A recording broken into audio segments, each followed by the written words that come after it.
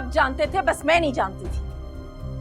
अगर तुम इतने समझदार होते ना तो इस नीच लोगों में अपना रिश्ता कभी ना करते। रिश्ता करते हुए इतना तो सोच लेते कि तुम्हारा सोशल स्टेटस क्या होता। क्या आप बस करेंगी? प्लीज, अम्मी की तबीयत खराब हो रही है, प्लीज चुप हो जाएं।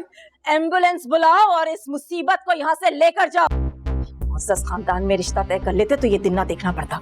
मेरी बात सुने आप कितनी वेल मैनर्ड और तमीज़दार हैं देख लिया है मैंने, और इस बदतमीजी का हिसाब तो आपको देना पड़ेगा। मेरी माँ को कुछ हुआ ना तो मैं आपको जिंदा नहीं छोड़ूंगी।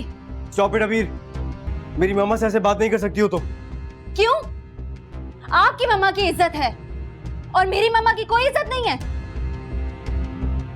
हम सब सुनते रहेंगे और बर्दाश्त करते रहेंगे? नहीं अरहम भाई, जो जैसा होता है ना उससे वैसे ही बात करनी चाहिए। चुप हो जाए, कोई एम्बुलेंस को बुलाओ प्लीज, गाड़ी निकालें प्लीज। अम्मी की तबीयत बहुत खराब है, प्लीज प्लीज जल्दी करें।